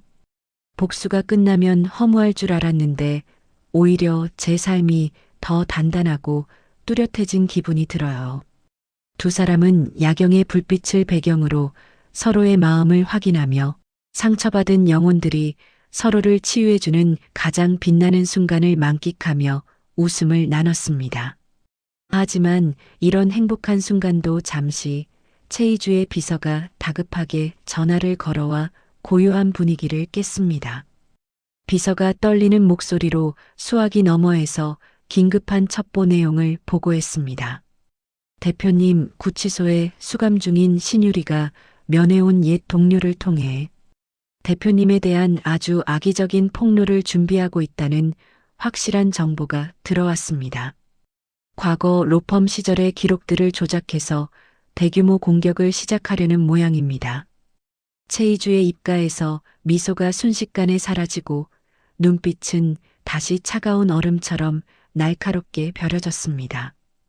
최이주가 권도윤의 손을 놓지 않은 채 비서에게 차갑고 단호한 어조로 명령했습니다.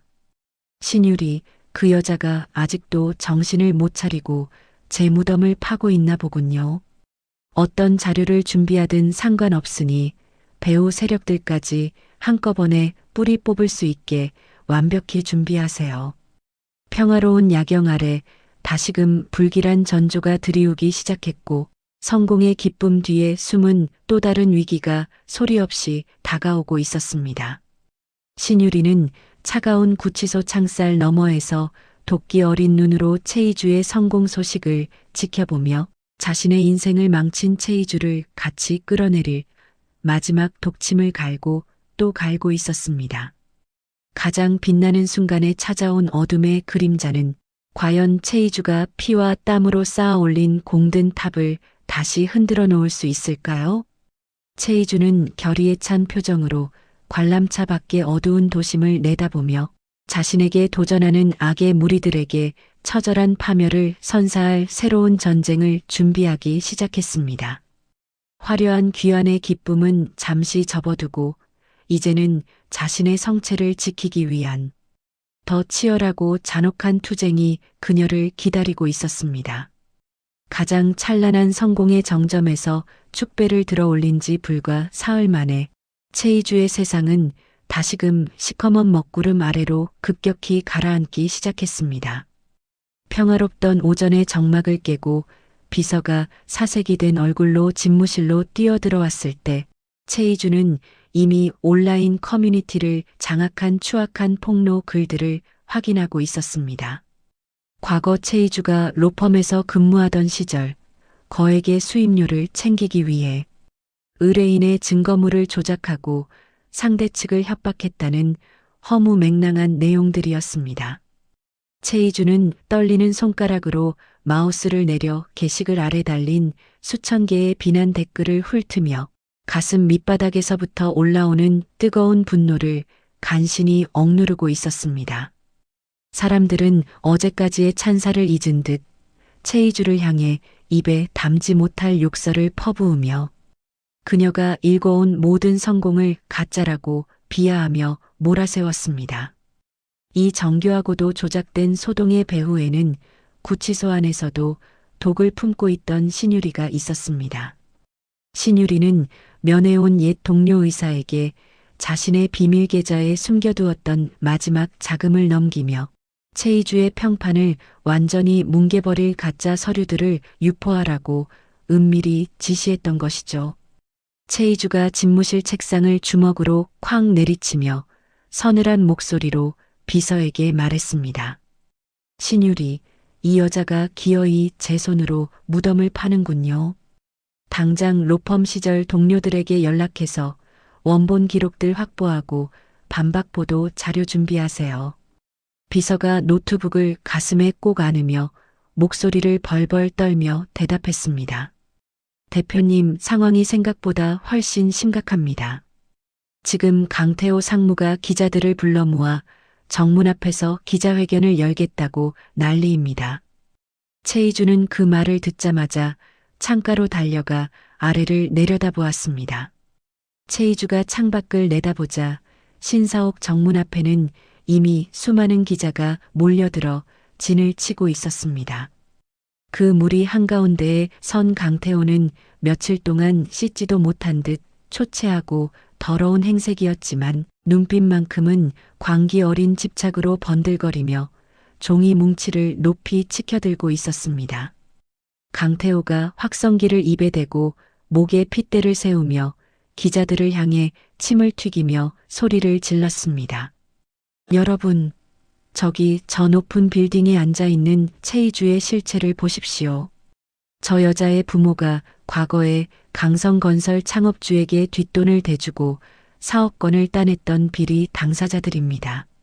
강태호가 들고 있는 서류는 최희주의 돌아가신 부모님을 파렴치한 범죄자로 둔갑시킨 조작된 비리 문건이었고, 기자들은 자극적인 기사거리를 놓치지 않으려는 듯 연신 셔터를 눌러대며 질문을 쏟아냈습니다.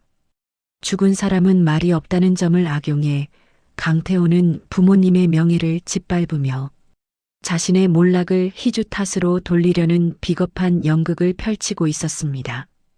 최희주는 자신의 전부나 다름없는 부모님의 명예까지 더럽혀지자 눈앞이 캄캄해지는 충격을 받고 비틀거리며 책상 모서리를 겨우 붙잡았습니다.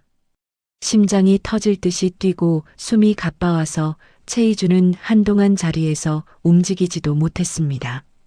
그때 권도윤이 문을 박차고 들어와 최희주의 떨리는 어깨를 든든하게 감싸 안으며 말했습니다. 희주 씨, 절대 저들의 도발에 흔들리지 마세요. 강태호가 쥐고 있는 저 서류는 제가 확인해 본 결과 20년 전 기록을 교묘히 합성한 가짜입니다. 최희주가 권도윤의 품에 얼굴을 묻은 채 눈물이 고인 갈라진 목소리로 물었습니다. 하지만 도윤 씨, 저 사람들이 우리 부모님 무덤까지 파헤치고 있잖아요. 제가 어떻게 가만히 있을 수 있겠어요? 당장 내려가서 저 인간의 입을 찢어버리고 싶어요. 권도윤이 최희주의 두 손을 꼭 맞잡으며 단호하면서도 다정한 눈빛으로 대답했습니다. 지금 나가면 저들의 함정에 빠지는 겁니다. 제가 블랙홀딩스 법무팀을 동원해서 언론사를 압박하고 저가짜 뉴스를 막아낼 테니 당신은 여기서 마음을 가다듬으세요. 그러나 악의 그림자는 생각보다 훨씬 깊고 넓게 뻗어 있었습니다. 최희주의 도덕성에 의문을 제기하는 자극적인 기사들이 순식간에 쏟아지기 시작했습니다. 그 여파로 HJ 솔루션에 투자하기로 했던 기관 투자자들이 한꺼번에 투자 철회를 통보하며 회사의 자금줄이 급격히 막히는 절체절명의 위기에 빠지게 되었습니다. 심지어 권도윤의 블랙홀딩스마저 최희주를 불법적으로 지원했다는 이유로 금융당국의 갑작스러운 특별조사를 받게 되는 초유의 상황에 봉착하게 되었습니다. 권도윤이 집무실에서 연신 걸려오는 항해 전화를 처리하며 굳은 표정으로 말했습니다. 희주 씨, 지금 배후 세력들이 아주 조직적으로 움직이고 있어요. 단순히 강태호나 신유리만의 힘이 아니에요. 강성건설에 줄을 댔던 정치권 인사들까지 합세했습니다. 그들은 최희주라는 상징을 무너뜨림으로써 자신들의 과거 치부를 덮으려 하고 있었습니다.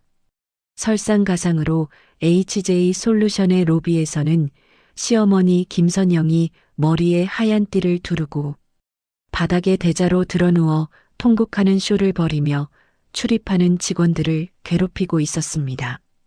김선영이 경비원들의 바짓가랑이를 붙잡고 늘어지며 주변 사람들에게 들으라는 듯 악을 썼습니다. 이 독한 며느리가 시어미를 길바닥에 내쫓고 남편을 감옥에 보냈습니다. 부모 죽인 돈으로 회사를 세우더니 이제는 제 시어미까지 굶겨 죽이려고 들어요. 건물 밖으로 쫓겨나지 않으려 버티는 김선영의 비명은 로비를 가득 채웠고 그 광경을 스마트폰으로 찍어 올리는 시민들은 최희주를 향해 비난의 화살을 보내기 시작했습니다. 최희주는 CCTV 화면을 통해 로비의 상황을 지켜보며 가슴이 시커멓게 타들어가는 듯한 고통을 느꼈습니다. 김선영의 연기는 갈수록 가관이었고 그녀는 희주의 성공이 마치 자신의 희생 덕분인 양 떠들어댔습니다. 위기는 여기서 끝이 아니었습니다. 권도윤이 강태호와 접촉한 조폭들의 배후를 추적하기 위해 퇴근길에 차를 몰고 나갔을 때 끔찍한 일이 벌어지고 말았습니다. 어둠 속에서 갑자기 나타난 대형 트럭이 권도윤의 차를 고의로 들이받는 사고가 발생했습니다. 병원 응급실로 비명을 지르며 달려간 최희주는 온몸에 붕대를 감고 산소호흡기에 의지한 채 의식을 잃고 누워있는 권도윤을 보고는 그 자리에 주저앉아 통곡했습니다. 최희주가 권도윤의 차가운 손을 자신의 뺨에 갖다 대며 오열하며 외쳤습니다. 도윤 씨, 나 때문에 이렇게 된 거잖아요. 제발 눈 좀 떠봐요. 내가 다 그만두고 당신 곁에만 있을 테니까 제발 무사하기만 해줘요. 응? 권도윤의 맥박을 알리는 기계의 날카로운 소음만이 최희주의 울음소리에 답하고 있었습니다. 구치소 면회실에서 이 모든 비극적인 소식을 전해 들은 신유리는 창살 너머로 희희낙낙하며 승리의 미소를 입가에 가득 띄웠습니다. 신유리가 자신을 돕던 동료 의사에게 거만한 자세로 의자에 기대며 말했습니다. 이제 최희주도 끝났네. 권도윤만 치우면 그 여자는 이빨 빠진 호랑이에 불과해. 내 변호사한테 전해서 보석 신청 서류 당장 접수하라고 해. 내가 나가서 마무리 지을 거니까. 신유리의 눈빛에는 광기서린 탐욕과 최희주를 향한 뿌리 깊은 증오가 이글거리며 타오르고 있었고 그녀는 이미 복귀 후에 누릴 화려한 삶을 꿈꾸고 있었습니다. 자신의 손에 피를 묻히지 않고 상대를 파멸시켰다는 쾌감이 그녀를 더욱 미치게 만들었습니다. 최희주는 며칠 동안 잠 한순간도 자지 못한 채 권도윤의 병실을 지켰습니다. 자신의 복수 때문에 아무 죄 없는 도윤이 다쳤다는 생각에 뼈저린 후회를 하고 또 후회했습니다. 하지만 그때 권도윤의 옷주머니에서 떨어진 작은 녹음기 하나가 최희주의 눈에 들어왔습니다. 그 녹음기 안에는 신유리가 구치소 내에서 브로커를 통해 의료사고 피해자들을 거액으로 매수하고 증거를 인멸하려 했던 생생한 대화 내용이 담겨 있었습니다. 최희주는 녹음기를 움켜쥔 손에 핏대가 설 정도로 힘을 주며 일어섰습니다. 슬픔에 젖어 있던 그녀의 눈동자에는 다시금 서늘한 복수의 불꽃이 피어올랐습니다. 도윤 씨, 당신이 목숨 걸고 지켜낸 이 증거들, 내가 절대 헛되이 쓰지 않을게. 당신을 이렇게 만든 자들, 그리고 우리 부모님을 모욕한 자들에게 진짜 지옥을 보여주겠어. 최희주가 권도윤의 차가운 이마에 가볍게 입을 맞추고는 차가운 표정으로 병실을 나섰습니다. 그녀는 적들이 파놓은 거대한 함정 안으로 스스로 걸어 들어가 그들의 모든 범죄 증거를 단 한 번의 타격으로 박살낼 위험천만한 도박을 결심했습니다. 가장 어두운 밤이 지나야 새벽이 오듯 최희주의 두 번째 복수는 이전보다 훨씬 더 잔혹하고 치밀하게 준비되어 세상 밖으로 터져 나오기만을 기다리고 있었습니다. 신유리와 강태호가 승리의 축배를 들려던 바로 그 순간 최희주의 차가운 반격은 소리 없이 그들의 목덜미를 겨누며 다가가고 있었습니다. 모든 준비를 마친 최희주의 구두 소리가 병원 복도를 날카롭게 울리며 울려 퍼졌습니다. 사건 발생 다음 날 오후 HJ 솔루션 본사 대강당은 전국 각지에서 몰려든 취재진과 피해자 유가족 그리고 분노한 시민들로 인해 발 디딜 틈조차 없이 북새통을 이루고 있었습니다.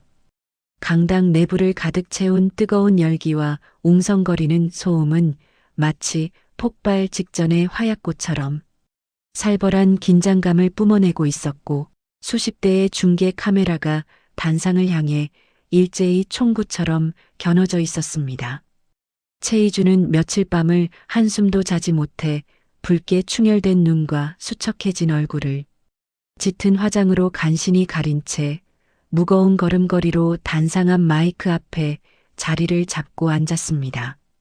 최희주가 자리에 앉자마자 수백 대의 카메라 플래시가 마치 천둥 번개가 치듯 강렬한 빛을 내뿜으며 눈이 시릴 정도로 최희주의 일거수일투족을 쫓기 시작했습니다.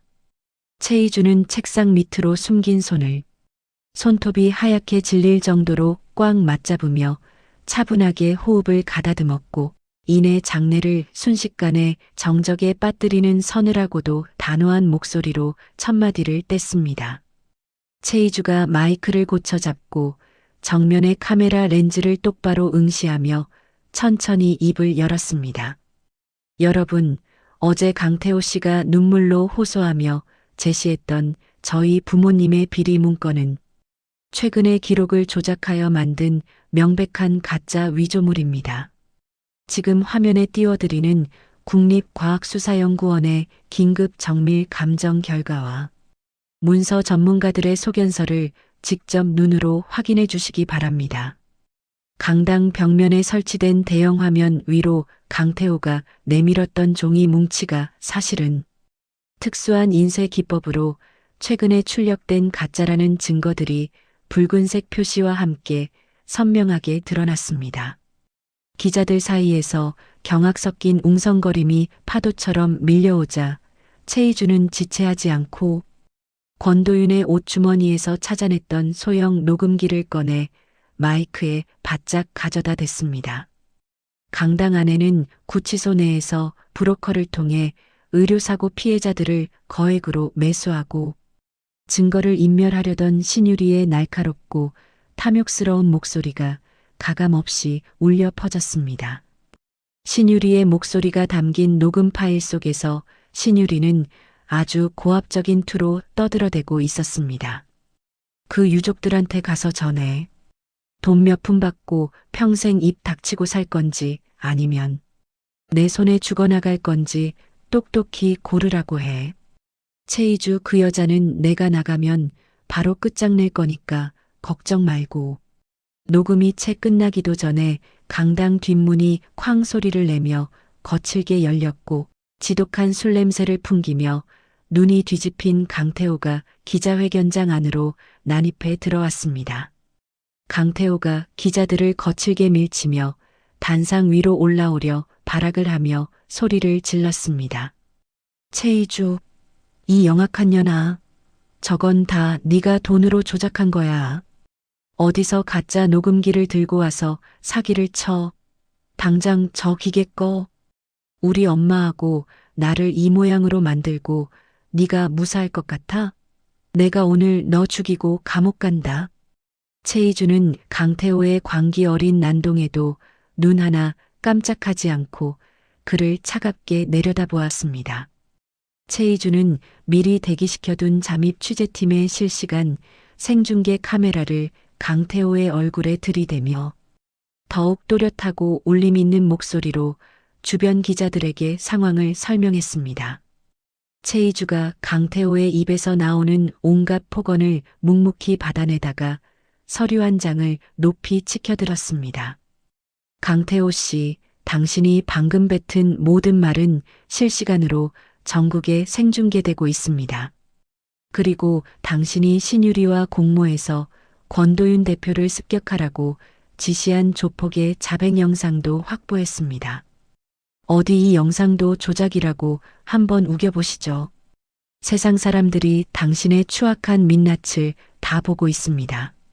강태호가 그 자리에 얼어붙은 듯 멈춰서서 화면에 나타난 자신의 오랜 신복이 수갑을 찬 채 모든 범행을 실토하는 영상을 멍하니 쳐다봤습니다. 강태호가 충격에 휩싸여 말을 잇지 못할 때 강당 옆으로 설치된 휠체어 전용 통로를 통해 과거 신유리의 의료사고로 소중한 가족을 잃은 피해자가 힘겹게 등장했습니다. 피해자가 휠체어 바퀴를 직접 손으로 굴려 기자들 앞에 서서 피 맺힌 눈물로 호소하기 시작했습니다. 신유리 저 여자는 의사가 아니라 사람의 목숨을 돈으로 계산하는 살인마입니다. 제 아이를 수술대 위에서 죽게 만들고도 사과 한마디 없이 돈으로 제 입을 막으려 했습니다. 협박까지 일삼던 저 악마 같은 인간들을 제발 법의 심판대에 세워주십시오. 장내의 분위기는 순식간에 숙연해졌다가 이내 신유리와 강태호를 향한 격렬하고도 뜨거운 분노의 함성으로 바뀌어 강당 전체를 뒤흔들었습니다. 최희주는 휠체어에 앉아 오열하는 피해자의 손을 따뜻하게 맞잡으며 그녀의 용기에 감사를 표했습니다. 강태호는 도망칠 곳을 찾으려 사방을 둘러보았으나 이미 경찰들이 모든 출입구를 봉쇄한 상태였습니다.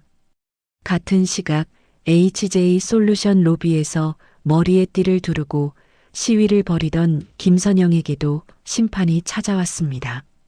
김선영이 경비원의 멱살을 잡고 침을 뱉으며 여전히 아나무인으로 악을 쓰고 있을 때 정장 차림의 형사들이 김선영의 앞을 가로막고 차가운 수갑을 꺼내 보였습니다.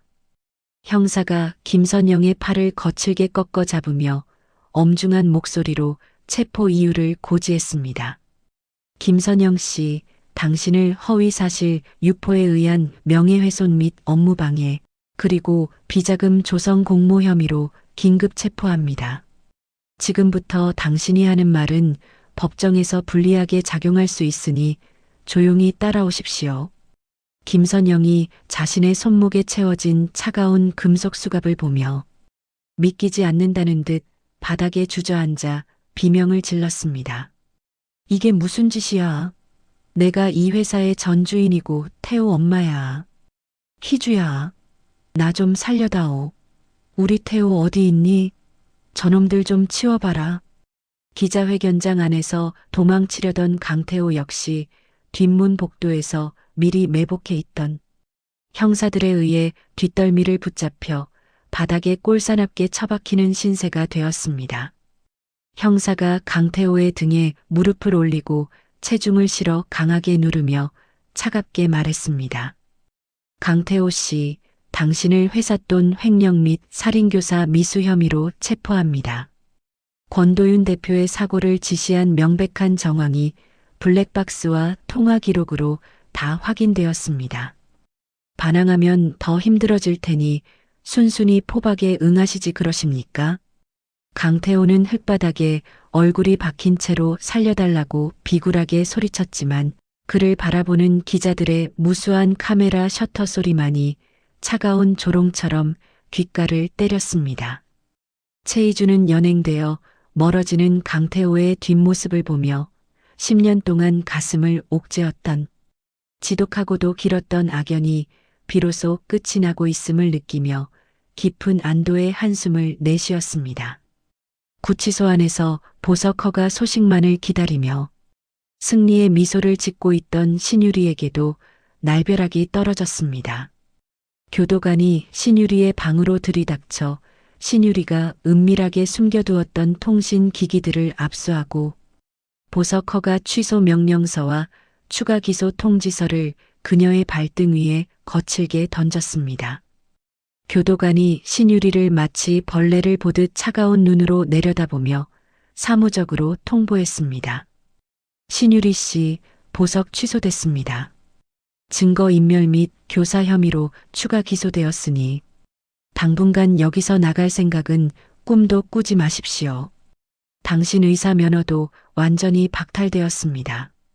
신유리는 통지서를 손으로 갈갈이 찢어버리며 미친 사람처럼 교도관에게 달려들었지만 이내 건장한 기동대원들에게 제압당해 차가운 독방 바닥에 내동댕이 쳐지고 말았습니다. 신유리는 독방 바닥을 손톱이 빠지도록 긁어대며 최희주의 이름을 저주하며 울부짖었습니다.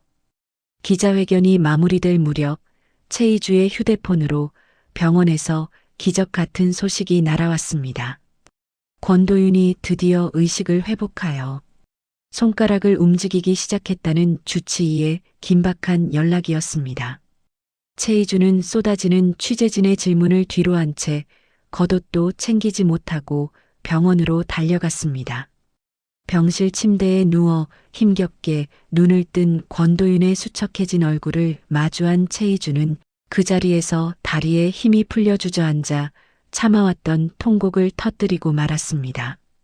권도윤이 산소호흡기 너머로 희미하게 미소를 지으며 떨리는 손을 내밀어 최희주의 눈물을 닦아주었습니다. 권도윤이 갈라진 목소리로 힘겹게 한마디 한마디를 정성스럽게 내뱉었습니다. 희주 씨, 드디어 이긴 거죠? 당신이 다치지 않고 무사해서 정말 다행입니다. 최희주는 권도윤의 마른 손을 두 손으로 소중히 감싸쥐고 자신의 얼굴에 비비며 하염없이 울었습니다. 최희주는 비로소 적들이 파놓은 잔인한 함정에서 빠져나와 자신의 가장 소중한 사람을 지켜냈다는 안도감과 승리감에 몸을 떨었습니다. 악인들이 스스로 판 무덤에 빠져 처절하게 무너지는 인과응보의 과정은 이제 단 한 톨의 오차도 없이 완벽하고도 정의롭게 마무리되고 있었습니다. 최희주는 병실 창문으로 비치는 따스한 오후 햇살을 온몸으로 받으며 다시는 그 누구에게도 자신의 소중한 사람과 삶을 빼앗기지 않겠다고 굳게 다짐했습니다. 최희주의 눈빛은 이제 상처받은 피해자의 흔적은 온데간데 없이 사라졌고 자신의 운명을 스스로 개척하고 승리한 위대한 포식자의 눈빛으로 찬란하게 빛나고 있었습니다. 법정의 공기는 무겁고 서늘했으며 판사의 최종 선고가 내려지는 순간 장내에는 숨소리조차 들리지 않는 팽팽한 긴장감이 감돌고 있었습니다. 최희주는 방청석 맨 앞줄에 앉아 지난 10년의 세월을 보상받기라도 하듯 꼿꼿한 자세로 피고인석에 앉은 강태호와 신유리를 뚫어지게 응시했습니다. 판사가 안경을 고쳤으며 두꺼운 판결문을 한 장 한 장 넘기는 소리가 마이크를 타고 강당 전체에 울려 퍼질 때마다 피고인들의 어깨는 눈에 띄게 움츠러들었습니다. 마침내 판사가 엄숙한 목소리로 강태호를 향해 징역 15년의 중형을 선고하자 강태호는 다리에 힘이 풀린 듯 바닥으로 주저앉으며 비명을 질렀습니다. 강태호가 옆에 서 있던 교도관의 팔을 붙잡고 늘어지며 쉰 목소리로 법정을 향해 소리쳤습니다. 재판장님, 이건 말도 안 됩니다. 제가 한 게 아닙니다. 다 신유리 저 여자가 시킨 일이에요. 전 옆에서 시키는 대로만 했을 뿐입니다. 제발 한 번만 선처해 주십시오. 전 정말 억울해서 이대로 못 갑니다. 옆에 서 있던 신유리 역시 징역 12년과 의사 면허 영구 박탈이라는 선고를 듣고는 마치 영혼이 빠져나간 사람처럼 초점 없는 눈으로 허공을 응시했습니다. 신유리가 부들부들 떨리는 입술을 깨물다가 옆에 있던 변호사의 옷소매를 거칠게 잡아당기며 히스테릭한 웃음 섞인 목소리로 소리를 질러댔습니다. 내 면허가 왜 박탈당해? 내가 어떻게 공부해서 딴 면허인데 감히 누가 뺏는다는 거야. 이건 무효야. 항소해. 당장 항소해서 저 최희주라는 여자도 같이 감옥에 보내버리라고. 저 여자가 다 조작한 거란 말이야. 나만 죽을 수는 없어.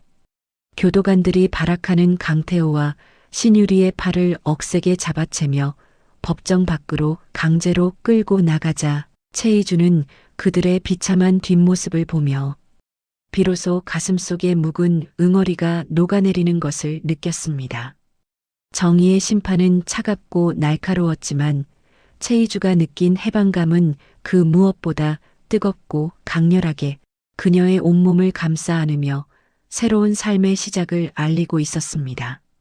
재판 결과가 나온 지 어느덧 6개월이라는 시간이 흘렀고 세상은 최희주의 승리를 완벽한 인과응보의 사례로 기억하며 그녀의 행보에 찬사를 보냈습니다. 반면 한때 강성건설의 여제로 군림하며 며느리를 종부리듯 했던 김선영은 이제 서울 변두리의 낡은 공원 벤치에서 폐지를 줍다 쉬는 비참한 노인이 되었습니다. 김선영은 치매 초기 증상까지 겹쳐 지나는 행인들을 붙잡고 예전 시댁이 잘나가던 시절의 이야기를 쉴 새 없이 늘어놓곤 했습니다. 김선영이 때가 찌든 점퍼 소매로 연신 흐르는 코끝을 훔치며 낯선 사람에게 말을 걸었습니다. 이봐요, 우리 며느리가 최희주라고 알아? 그 애가 곧 좋은 차를 보내줄 거야. 우리 집 칠순 잔치가 얼마나 화려했는데 그때 먹은 갈비 맛을 잊을 수가 없네. 조금만 기다려봐. 우리 아들이 상무님인데 금방 데리러 올 거니까. 김선영은 자신이 그토록 무시했던 며느리가 이제는 손에 닿을 수도 없는 거물이 되었다는 사실을 완전히 잊은 채 과거의 영광 속에 갇혀 빈민가 급식소를 전전했습니다. 그녀가 누리던 화려한 보석과 비단 옷은 이미 경매로 넘어가 타인의 손에 들어갔고 김선영에게 남은 것은 구멍난 양말과 쉰내나는 낡은 배낭뿐이었습니다. 최희주는 김선영의 소식을 비서를 통해 전해 들었지만 단 한 번도 그녀를 찾아가거나 금전적인 도움을 주지 않으며 철저하게 타인으로 남는 길을 선택했습니다.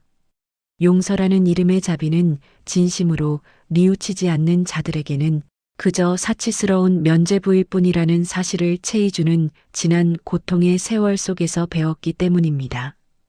길가에 버려진 낙엽처럼 초라해진 김선영의 모습은 탐욕의 끝이 얼마나 허망한지를 보여주는 살아있는 증거와도 같았습니다. 강성건설은 최희주의 계획대로 공중분해되어 HJ솔루션의 건설 부문으로 흡수 통합되었습니다. 최희주는 강성건설의 부패한 경영진들을 모조리 쳐내고 현장에서 묵묵히 땀 흘리던 성실한 직원들에게는 더 나은 대우와 비전을 제시했습니다. 새롭게 단장한 HJ솔루션의 대표실에서 최희주가 벽에 걸린 새로운 로고를 확인하며 옆에 서 있던 권도윤에게 맑은 목소리로 말을 건넸습니다. 이제야 회사가 정말 사람 냄새가 나는 곳으로 변한 것 같아요. 강성건설이라는 이름 뒤에 숨겨졌던 추악한 욕심들을 걷어내는 게 참 힘들었지만 보람은 있네요. 권도윤이 서류를 정리하다가 최희주를 따뜻한 눈빛으로 바라보고 부드러운 미소로 대답했습니다. 최희주 대표님이 아니었다면 이 많은 사람이 일자리를 잃고 방황했을 겁니다. 당신은 단순히 개인의 복수를 한 게 아니라 무너진 정의를 다시 세운 영웅이나 다름없어요. 최희주는 부모님의 유산이었던 땅을 지켜낸 것에 그치지 않고 그곳에 부모님의 이름을 딴 평화장학재단을 설립하여 성대한 개관식을 가졌습니다. 재단 마당에는 최희주가 정성껏 고른 나무들이 심겼고 과거 신유리에게 상처받았던 의료사고 피해자들을 위한 치유센터도 문을 열었습니다. 최희주가 재단 설립 기념사에서 마이크를 잡고 감정이 북받친 목소리로 사람들에게 말했습니다. 이곳은 단순히 돈을 나누는 곳이 아니라 상처받은 사람들이 다시 일어설 힘을 얻는 희망의 터전이 되길 바랍니다. 저 역시 한때는 모든 걸 포기하고 싶었지만 정의가 살아있다는 걸 믿었기에 여기까지 올 수 있었습니다. 권도윤은 최희주의 곁에서 묵묵히 박수를 보내며 그녀가 걸어온 험난했던 길 끝에 피어난 아름다운 결실을 누구보다 진심으로 기뻐해 주었습니다. 재단 행사가 끝난 후 최희주는 권도윤과 함께 부모님의 묘소를 다시 찾았습니다. 최희주는 정성껏 준비한 카네이션 다발을 묘비 앞에 가지런히 놓으며 참아왔던 뜨거운 눈물을 하염없이 쏟아내며 부모님께 마지막 인사를 올렸습니다. 최희주가 손등으로 눈물을 닦아내며 묘비의 차가운 석재를 어루만지며 속삭였습니다. 아빠, 엄마, 저 이제 정말 부끄럽지 않은 딸로 살 수 있게 되었어요. 그 사람들이 우리 부모님 명예 더럽혔던 거 제가 하나하나 다 닦아냈으니까 이제는 걱정하지 마시고 그곳에서 편히 쉬세요. 사랑해요, 정말로요. 권도윤이 최희주의 가냘픈 어깨를 살며시 감싸 안으며 푸른 하늘을 바라보고 함께 인사를 건넸습니다. 두 분 걱정 마십시오. 제가 평생 희주 씨 옆에서 가장 든든한 버팀목이 되어 지켜드리겠다고 오늘 다시 한번 약속하겠습니다. 최희주는 예전 시댁 식구들이 그토록 탐냈던 명품 시계와 보석들을 모조리 모아 자선 경매에 붙여 그 수익금을 전액사회에 환원하기로 결정했습니다. 그녀의 거실에는 더 이상 불행했던 결혼 생활의 흔적은 단 하나도 남아있지 않았고 대신 자신이 직접 고른 소박하지만 따뜻한 온기가 느껴지는 소품들이 그 자리를 채웠습니다. 최이주가 거실 소파에 앉아 창밖의 풍경을 보며 권도윤에게 문득 나직한 목소리로 물었습니다. 도윤 씨, 우리는 이제 어디로 향하게 될까요? 복수라는 큰 목표가 사라지고 나니 가끔은 이 평화가 너무 낯설게 느껴지기도 해요. 권도윤이 희주의 옆자리에 앉아 그녀의 작은 손을 꼭 맞잡으며 진심 어린 눈빛으로 대답했습니다. 우리는 이제 사랑하고 베푸는 길로 천천히 걸어갈 겁니다. 그게 당신이 가진 진짜 재능이고 제가 당신 옆에서 평생 보고 싶은 모습이니까요. 이야기의 대미는 최이주가 1년 전 그 모욕적인 칠순 잔치가 열렸던 특급 호텔의 대연회장을 다시 방문하는 장면으로 화려하게 마무리되었습니다. 최이주는 이제 하객을 맞이하는 이름 없는 며느리가 아니라 그 호텔의 최대 주주이자 가장 귀한 손님으로서 당당하게 정문을 통과했습니다. 호텔 지배인이 허리를 90도로 숙이며 최이주를 정중히 맞이하고 극진한 예우를 갖추었습니다. 지배인이 식은땀을 흘리며 최이주에게 조심스럽고 비굴한 목소리로 물었습니다. 최 대표님, 오늘 연회장 점검은 만족스러우신지요? 혹시 부족한 점이 있다면 무엇이든 말씀해 주십시오. 즉시 시정하도록 하겠습니다. 최이주가 선글라스를 천천히 벗으며 연회장 내부를 한참 동안 응시하다가 여유롭게 대답했습니다. 연회장의 공기가 아주 맑아졌네요. 1년 전 이곳에서는 사람의 탈을 쓴 악마들이 풍기는 아주 고약한 냄새가 났었거든요. 호텔 정문을 나서는 최이주의 등 뒤로 붉게 물든 황금빛 노을이 눈부시게 쏟아졌습니다. 최이주는 호텔 입구에서 자신을 기다리고 있던 권도윤의 차를 발견하고 그 어느 때보다 환하고 맑은 미소를 지으며 그를 향해 가벼운 발걸음을 옮겼습니다. 두 사람이 탄 차가 복잡한 도심을 지나 탁 트인 한강변 도로를 힘차게 달릴 때 최이주는 차창을 활짝 열고 시원한 강바람을 온몸으로 맞이하며 진정한 자유를 만끽했습니다. 과거의 슬픔은 이제 한 조각의 추억이 되어 바람에 실려 멀리 날아갔고 그녀의 앞날에는 오직 자신이 직접 그려나갈 찬란하고 아름다운 미래만이 넓게 펼쳐져 있었습니다. 최이주와 권도윤이 나란히 걷는 한강변의 아름다운 뒷모습을 끝으로 상처를 딛고 일어선 한 여성의 위대한 승리와 복수극은 화려한 마침표를 찍었습니다. 인생사 세옹지마라는 말이 딱 어울리는 희주 씨의 이야기. 여러분은 어떻게 들으셨나요? 가장 믿었던 가족에게 배신당했을 때의 그 참담한 심정은 아마 겪어보지 않은 사람은 모를 겁니다. 하지만 희주 씨는 좌절하는 대신 용기를 냈고 악인들에게는 처절한 대가를, 자신에게는 화려한 성공을 선물했습니다. 결국 뿌린 대로 거둔다는 인과응보의 진리는 시간이 아무리 흘러도 변치 않는 법인가 봅니다. 지금 당장 억울하고 힘든 일을 겪고 계신 분이 있다면 희주 씨처럼 곧 눈부신 아침이 찾아올 거라 믿으셨으면 좋겠습니다. 여러분의 삶에도 언제나 정의로운 보상과 따뜻한 행복만이 가득하기를 진심으로 응원하겠습니다. 이야기를 끝까지 들어주신 분이 계시다면 잘 들었다고 댓글 하나만 남겨주세요. 지금까지 똑순이 사랑방이었습니다.